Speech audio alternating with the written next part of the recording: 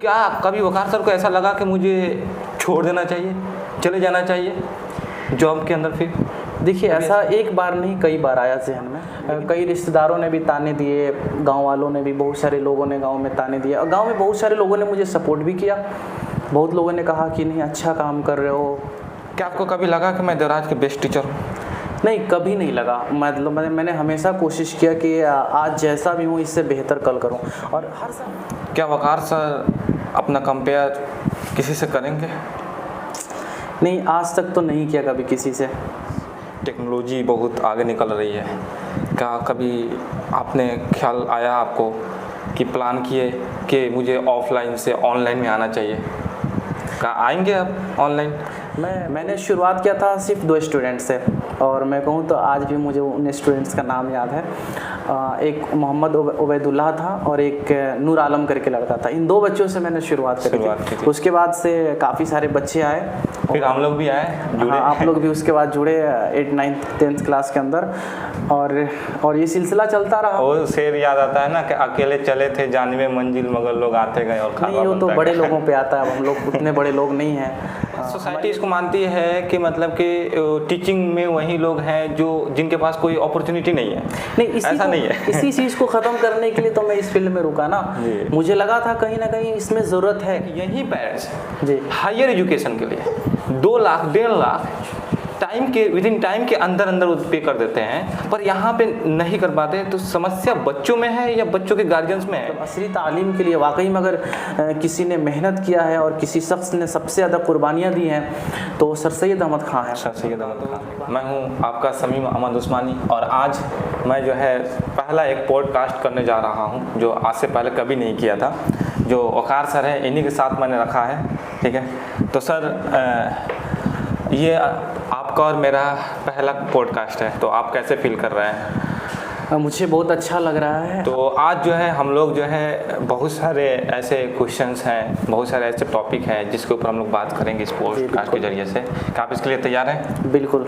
और सवाल जो भी होंगे सर, जो भी हम आपकी जर्नी रही है उससे रिलेटेड होंगे। तो पहला सर, जो आप बीटेक किए हैं 2016 में, सर आपने फाइनल 2016 में आपने फाइनल किया, तो उसके बाद से आप जो है इस फील्ड में आए, क्योंकि बहुत सारे अक्सर जो है यूथ और जो हमारे नौजवान हैं जो ये बीटेक करने के बाद, क्योंकि ये टेक्निकल डिग्री है, वो उनका मेन मोटिव होता है जॉब करना। तो आप जब इसमें आए तो कैसे आए? क्योंकि आप तो मतलब बीटेक करने के बाद कभी सोचे थे कि मतलब नहीं हम इस फील्ड में आएंगे? तो आपका क्या जर्नी रहा इस टीचिंग फील्ड में आने का?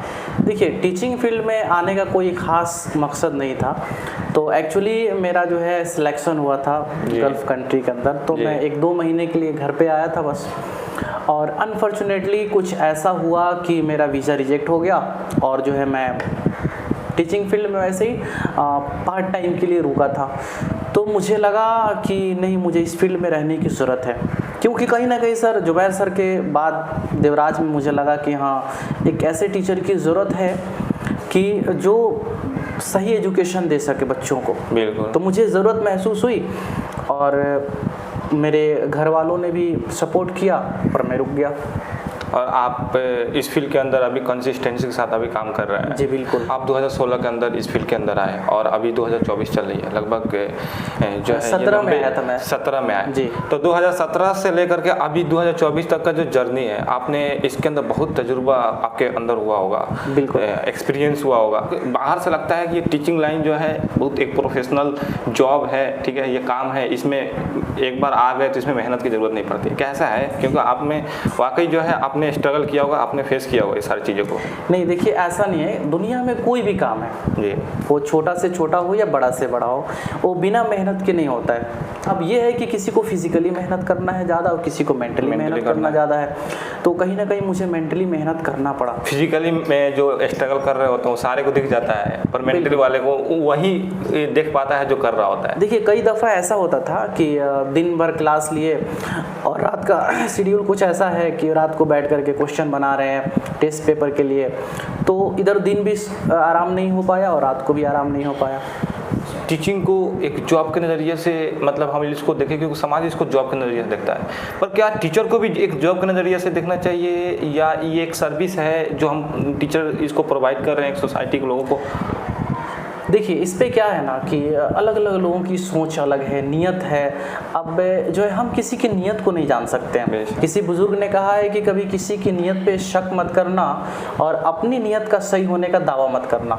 तो जहाँ तक मैं अपनी बात करूँ तो मेरा सीधा सा मकसद था इस फील्ड के अंदर खिदमत।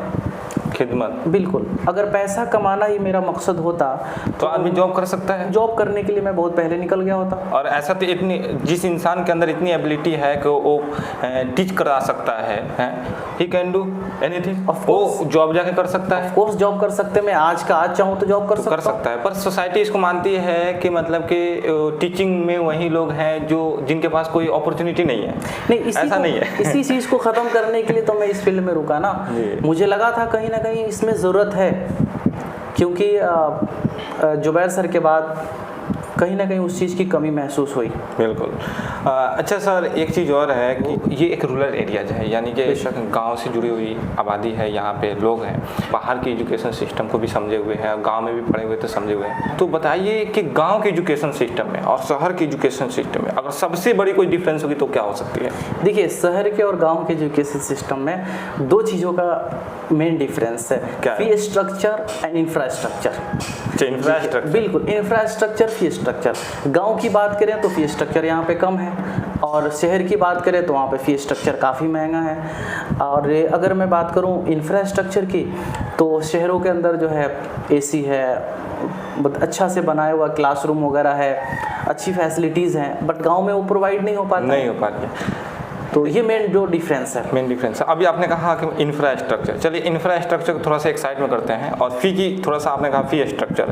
तो फी स्ट्रक्चर में सबसे बड़ी क्या है ना कि यहाँ के पेरेंट्स जो है अपने बच्चों के लिए बिल्कुल 300, 400, 500 मतलब इसी के रेंज में जो है यहाँ की फी होती है। जी बिल्कुल, 300, 400, 500 रुपया देने में उनको बहुत दिक्कत होती है। बेशक। यही पेरेंट्स हायर एजुकेशन के लिए 2 लाख, 1.5 लाख विदिन टाइम के अंदर पे कर देते हैं, लोन लेकर दे या कुछ ज़मीन बेच कर दे या कहीं से दे, वो दे देते हैं। पर गांव के लिए वो नहीं हो पाता, क्योंकि फीस भी यहाँ पे कम है। तो प्रॉब्लम बच्चों के अंदर है कि वो नहीं कह पाते हैं घर पे, या पेरेंट्स की ऐसा मेंटली सोच हो गई है कि नहीं यार इसको लाइटली ले लेते हैं, ये तो गांव की है, इसमें हमें क्या करना? ये सिंपल एक कहावत आपने सुना होगा, घर की मुर्गी दाल बराबर, वही वाला सीन है। ऐसा नहीं है कि NCERT के 10th क्लास के मैथ या साइंस पढ़ाई हो रहा है बेतिया के अंदर, मोतिहारी के अंदर, पटना के अंदर, तो कुछ अलग हो रहा है। पढ़ाई सेम है, बट वही है फी स्ट्रक्चर। मैंने आपको बोला ना, ये बड़ा मायने रखता है फी स्ट्रक्चर। आप यहाँ से उठ के रामनगर चले जाइए, बेतिया चले जाइए, आप देखेंगे काफ़ी आसमान ज़मीन का फी स्ट्रक्चर का डिफरेंस है। बट हम लोग ये सोचते हैं कि गांव के बच्चे हैं, इसमें हर तरीके के बच्चे हैं। हमारे पास बहुत सारे बच्चे ऐसे आते हैं जो फाइनेंशियली बहुत वीक होते हैं, मैं बिल्कुल सपोर्ट करता हूँ उनका, और करना भी चाहिए बिल्कुल। लेकिन जो स्टेबल हैं, जो अच्छे तरीके से, उनको ये माइंड से हमेशा मतलब ये निकाल देना चाहिए कि मतलब कि गांव के हैं या शहर के एजुकेशन सिस्टम में कोई नहीं, सब कोई जो कर रहा है आपके लिए मतलब एक सर्विस है, और उस सर्विस के हिसाब से उसको पेमेंट कर देना चाहिए अकॉर्डिंग टू टाइम के हिसाब से, पर वो नहीं हो पाता है। सबसे बड़ी वजह यही है कि कोई अच्छा टीचर जो होता है ना, वेल एजुकेटेड, वो गाँव का चूज नहीं करता। वो सोचता है कि मैं शहर में जाऊँगा तो मुझे अच्छे पैसे मिलेंगे, गाँव के अंदर तो पैसे मिलते नहीं हैं। तो ये सब सोच के इस हिसाब से भी बहुत सारे टीचर्स गांव में नहीं रुक पाते हैं। और कोई भी टीचर्स अगर वो हायर एजुकेशन के लिए अगर अच्छी क्वालिटी के टीचर को मांगेगा उसको फीस चाहिए, बेशक उसको पेमेंट करना अपने जेब से तो करेगा नहीं। लेकिन गांव के लोग कहते हैं कि अच्छी क्वालिटी के टीचर नहीं है। अच्छी क्वालिटी की अब मतलब देने के लिए भी तो कुछ चाहिए ना हमको, बिल्कुल, मतलब इन्वेस्ट तो करना पड़ेगा ना, करना चाहते नहीं, आउटपुट मांग रहे होते हैं। तो यही सबसे बड़ी यहाँ पर प्रॉब्लम हो जाती है। अच्छे सर, नेक्स्ट क्वेश्चन ये है कि जब आपने बीटेक किया और बीटेक करने के बाद जब इस फील्ड में आए, बहुत सारे अप्स एंड डाउन आए होंगे लाइफ में, बिल्कुल, ठीक है, तो क्या कभी वकार सर को ऐसा लगा कि मुझे छोड़ देना चाहिए, चले जाना चाहिए जॉब के अंदर? फिर देखिए, ऐसा एक बार नहीं कई बार आया जहन में, लेकिन फिर हिम्मत आई और मैंने देखा कुछ लोग मुझे काफ़ी सपोर्ट किए और मुझे हिम्मत दिया और कहा कि भाई आपकी सच में ज़रूरत है। तो मुझे लगा कि नहीं, मुझे रुकना चाहिए। पैसा सब कुछ नहीं होता लाइफ में। हाँ, पैसे बिल्कुल ज़रूरत है, बट सब कुछ नहीं होता लाइफ में सर पैसा। है ना, अप्स डाउन आए, वहाँ पे अपने आप को मतलब बनाए रखा? हाँ, मैंने अपने आप को कोशिश किया बनाए रखा। कई रिश्तेदारों ने भी ताने दिए, गांव वालों ने भी, बहुत सारे लोगों ने गांव में ताने दिए, और गांव में बहुत सारे लोगों ने मुझे सपोर्ट भी किया। बहुत लोगों ने कहा कि नहीं, अच्छा काम कर रहे हो। कुछ लोग बुराई भी करेंगे, कुछ लोग अच्छाई भी करेंगे। Criticize a part of life sir. When we start any new journey then we have to face many criticize, लेकिन उसके लिए हमें पहले से सोच के आना पड़ेगा। कोई भी फील्ड में बिना क्रिटिसाइज के वहाँ तक पहुँचना मुश्किल हो जाता है। देखिए, लोगों का काम है कहना, हम लोगों के ऊपर अगर लोगों की सोच के हिसाब से चलेंगे तो फिर लाइफ को नहीं जी पाएंगे। एक्चुअली हमें सोचना ये चाहिए कि जो है मेरा अल्लाह मेरे बारे में, या मैं अल्लाह की नज़र में कैसा हूँ। लोगों की नज़र में अगर आप अच्छा बनने की कोशिश करेंगे, मुझे नहीं लगता है कि हम कभी अच्छा बन पाएंगे लोगों की नज़र में, क्योंकि अलग अलग लोग के अलग अलग नज़रिया होते हैं। आप किसी शख्स के नज़र में अच्छे हैं, आप किसी शख्स के नज़र में बुरे हैं। तो हमें ये सोचना चाहिए कि एक्चुअली मैं अल्लाह की नज़र में कैसा हूँ। अच्छा, कभी ऐसा ख्याल आया आपके कि मतलब कि मेरे बहुत सारे ऐसे क्लासमेट्स जो आज जो है मतलब कि he is going very good in their life, कि वो बहुत अच्छे काम कर रहे हैं अपने लाइफ में, अच्छे इनकम है, अच्छी सैलरी है, अच्छे मतलब फैमिली के साथ समय स्पेंड कर रहे हैं, तो ऐसा कभी ख्याल आया कि मतलब कि मैं भी छोड़ देता हूँ? ठीक है, सच कहूँ तो आज भी अगर मैं चाहूँ तो बहुत सारे मेरे फ्रेंड ऐसे हैं जो आज के वक्त में गल्फ़ कंट्रीज़ के अंदर, एब्रोड के अंदर हैं, यहाँ तक कि रसिया के अंदर भी हैं, सऊदी अरब के अंदर भी हैं। बहुत सारे मेरे फ्रेंड हैं और जो है कुछ जानने वाले भी हैं। तो जाना चाहें तो हम जा सकते हैं, बट जब भी ये ख्याल आता है तो सोचते हैं हमारे पास जो अभी 250-300 बच्चे हैं उनका क्या होगा। हाँ, यही सबसे बड़ी बात होती है कि जब आप काम कर रहे होते हैं और जिस मकसद के लिए काम कर रहे होते हैं और वो मकसद आपको लगता है कि नहीं, यहाँ से हम अगर रास्ता बदल लेते हैं तो फिर वो मकसद मेरा अधूरा रह जाएगा। क्या वकार सर अपना कंपेयर किसी से करेंगे? नहीं, आज तक तो नहीं किया कभी किसी से। और मैं बोलूँ कि किसी एक से करना हो तो क्या करिएगा? अब तो मैं खुद से करूँगा। खुद से? बिल्कुल। अच्छा, तो आप देवराज के अंदर पूरे जो है काम कर रहे हैं, क्या आपको कभी लगा कि मैं देवराज के बेस्ट टीचर हूँ? नहीं, कभी नहीं लगा। मतलब मैंने हमेशा कोशिश किया कि आज जैसा भी हूँ इससे बेहतर कल करूँ, और हर साल मैंने बेटर रिजल्ट दिया है। क्योंकि बहुत सारे बच्चे कहते हैं कि आप बेस्ट टीचर हैं, बेस्ट टीचर है, तो क्या आपको नहीं लगा कि मतलब कि सच में मैं बेस्ट हूँ? ये बच्चों की ओपिनियंस हैं, बच्चे कहते हैं। अब आप चले जाइए, पूरे देवराज के कोई भी ऐसा गाँव नहीं है जहाँ के बच्चे मुझसे नहीं पढ़ रहे हो अभी। अब सबिया वाले ब्रांच पे ले लीजिए, अब देवराज के अक्सर गाँव से बच्चे आते हैं, पकड़ी, मगुराहा, बसवरिया, कंदवलिया, यहाँ तक कि इधर बरबीरो तक के बच्चे आते हैं, उधर सौआ टाँट साइड के बच्चे आते हैं, नई बस्ती से बच्चे आते हैं, और इधर तिलपुर के ब्रांच में आप देख ही रहे हैं महुई से बच्चे आते हैं। तो कहीं ना कहीं ये बच्चों का ओपिनियन है। मैं तो नहीं खुद को कह सकता हूँ कि मैं बेस्ट हूँ। मैं अपने आप को हर रोज़ कोशिश करता हूँ कि मैं थोड़ा अपने आप को इम्प्रूव करूँ। बेशक ऐसे होनी चाहिए। सर, एक और सवाल कि जो है आपने जो शुरुआत किया था जी, तो कितने स्टूडेंट से किया था और आज आपके स्टूडेंट कितने हैं? तो क्या आपको लगा कि मतलब कि जिस समय पे आपने स्टार्ट किया था कि मेरी ये जो नंबर्स है इसके साथ कितनी जीरो और लग सकते? देखिए, मैंने तो काफ़ी एक्सपेक्टेशन किया था, वो एक्सपेक्टेशन अभी पूरा हो नहीं पाया। मैंने शुरुआत किया था सिर्फ 2 स्टूडेंट से, और मैं कहूँ तो आज भी मुझे उन स्टूडेंट्स का नाम याद है। एक मोहम्मद उबैदुल्लाह था और एक नूर आलम करके लड़का था। इन 2 बच्चों से मैंने शुरुआत करी थी। उसके बाद से काफ़ी सारे बच्चे आए, फिर हम लोग भी आए, जुड़े। आप लोग भी उसके बाद जुड़े 8th 9th 10th क्लास के अंदर, और ये सिलसिला चलता रहा। वो शेर याद आता है ना कि अकेले चले थे जानिबे मंजिल मगर लोग आते गए और खाना नहीं, वो तो बड़े लोगों पे आता है, हम लोग उतने बड़े लोग नहीं हैं। हमारी अब एक बस छोटी सी शुरुआत है। ये शेर एक्चुअली अगर देखा जाए तो सर सैयद अहमद खां पे बिल्कुल सही बैठती है, जिन्होंने मतलब असली तालीम के लिए वाकई में अगर किसी ने मेहनत किया है और किसी शख्स ने सबसे ज़्यादा कुर्बानियाँ दी हैं तो सर सैयद अहमद खां है। सर सैयद अहमद खान वाकई में उनकी जीवन जो है एक बहुत बड़ी मैसेज दे रही होती है, बिल्कुल, खास करके स्टूडेंट को। और आप जाएं जब अलीगढ़ मुस्लिम यूनिवर्सिटी के अंदर तो सच में लगता है वाकई में ये तहजीब और तमीज़, यहाँ के एजुकेशन, वो सुकून वो फिर कहीं नहीं है। जी, आपको लगा कि हमें भी एक बार एमयू में पढ़ लेना चाहिए ताकि और हालांकि मैंने टेस्ट दिया था। मेरे वालिद साहब का भी उनकी बड़ी ख्वाहिश थी कि अलीगढ़ में हो, लेकिन देखिए अलीगढ़ में होना जो है ना हम नहीं कह सकते कि इम्पॉसिबल है, कहीं ना कहीं अपनी भी कमी होगी।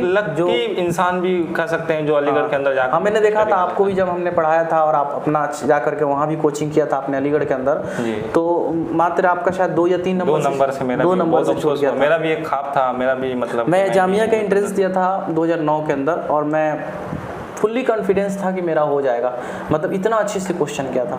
मुझे खुद बाद में बिलीव नहीं हुआ और मैं आपको सच बताऊँ, मैं बहुत आज भी वो दिन याद आता है, मैं रोया था बैठ के छत पे अकेले।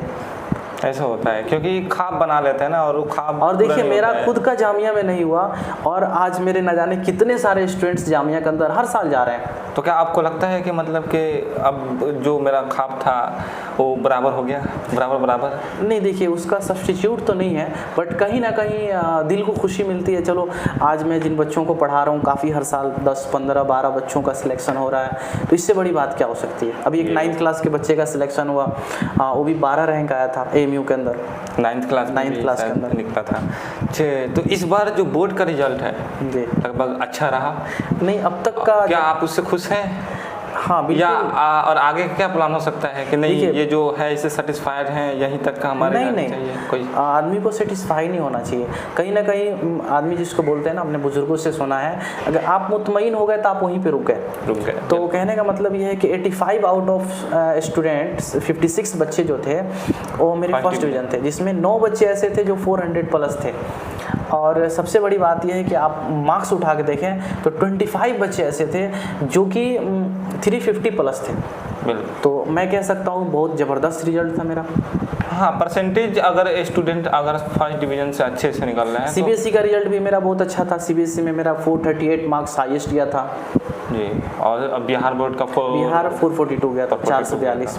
सही है सर, कहने का मतलब एक गांव के अंदर रह करके और इस लेवल तक जाना मतलब कि सही है, क्योंकि एक शहर के अंदर एक बहुत सारे इंफ्रास्ट्रक्चर होती है, मल्टीपल टीचर काम कर रहे होते हैं। अब तो यहाँ पे वो तरीका नहीं है, लेकिन फिर भी रिजल्ट कहीं ना कहीं बिल्कुल इन्वेस्ट के हिसाब से बिल्कुल सही आ रहा है। मेरा जो अब नेक्स्ट ईयर का प्लान है वो मैं 450 460 क्रॉस करने की इंशाल्लाह होगा। अच्छा, एक चीज़ और है सर कि ISC के लिए कभी आपने कुछ सोचा है कि ISC के अंदर भी मुझे कुछ आगे बढ़कर करना चाहिए? क्योंकि गांव में बहुत बड़ी प्रॉब्लम ये आ जाती है कि लड़कियां जो है उनके साथ चैलेंज ये आ जाता है कि वो जो है बाहर नहीं जाकर पढ़ सकती है, तो फिर जहाँ रहती है वहाँ पे वो सारे फैसिलिटी नहीं अवेलेबल नहीं होता है। बिल्कुल ठीक है, तो उनके लिए आप कभी सोचे कि मतलब कि मुझे 10th तक तो सही है, पर ISC जो है एक बहुत बड़ी चैलेंज है गाँव के, खासकर बाहर बच्चे चले जाते हैं लड़कियों के लिए कभी सोचा? बिल्कुल सोचा भी है और मैंने किया भी है। और आप इस बार का रिजल्ट देख लीजिए, पिछले साल का रिजल्ट देख लीजिए।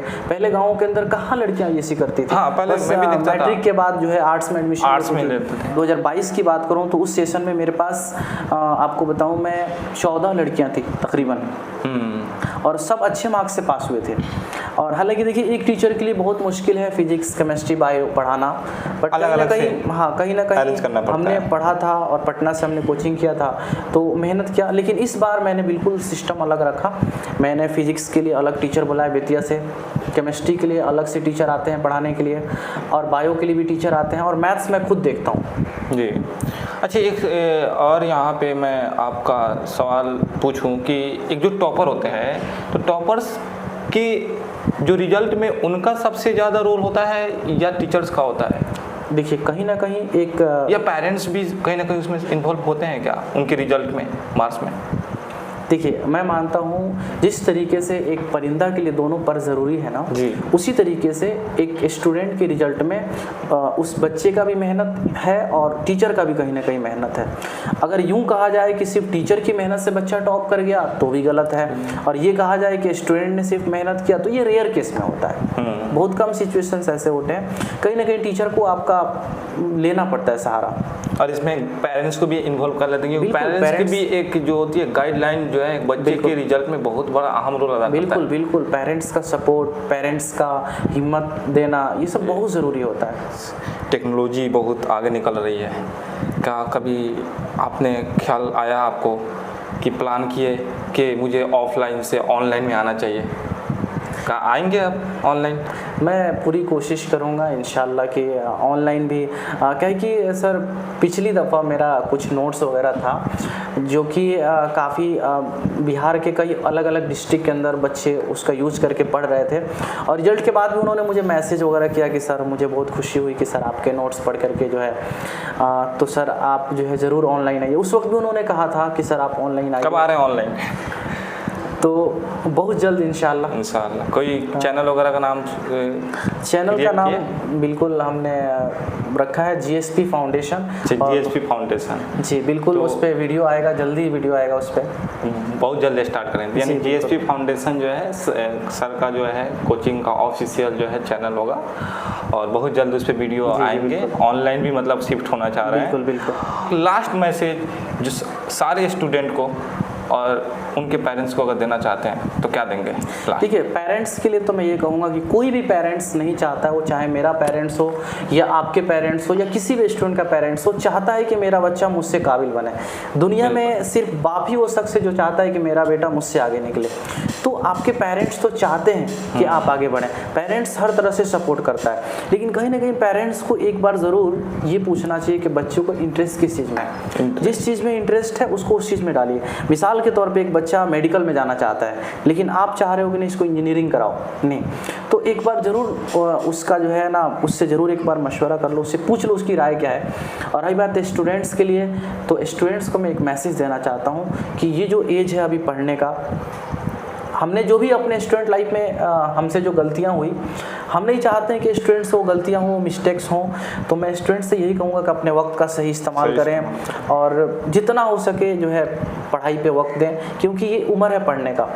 क्योंकि ये फिर एक एज गुजर जाएगा तो फिर पढ़ने का वो जो जहन होगा वो फिर उस तरीके से नहीं हो पाएगा। तो स्टूडेंट्स के लिए तो मैं बस यही कहूँगा कि अपने वक्त का सही इस्तेमाल करें, टाइम मैनेजमेंट करें। बहुत अच्छा मैसेज सर रहा, मतलब मेरे हिसाब से कि आप पेरेंट्स को ये कहना चाह रहे हैं कि बच्चे को उस चीज़ में उनको सपोर्ट करें जिसमें उसका दिल लगता है। बिल्कुल ठीक है। और स्टूडेंट के लिए वो मैसेज है कि मतलब कि अभी जो उम्र है ये गोल्डन एज है, इसमें आप वक्त की जो है कदर करें। ठीक है, बहुत बहुत शुक्रिया सर। ठीक है, फिर इंशाल्लाह नेक्स्ट जो है पॉडकास्ट में हम लोग मिलेंगे। ये हम लोग का फर्स्ट पॉडकास्ट था, जैसे भी रहा हम लोग बेस्ट देने की कोशिश किए। Thank you so much.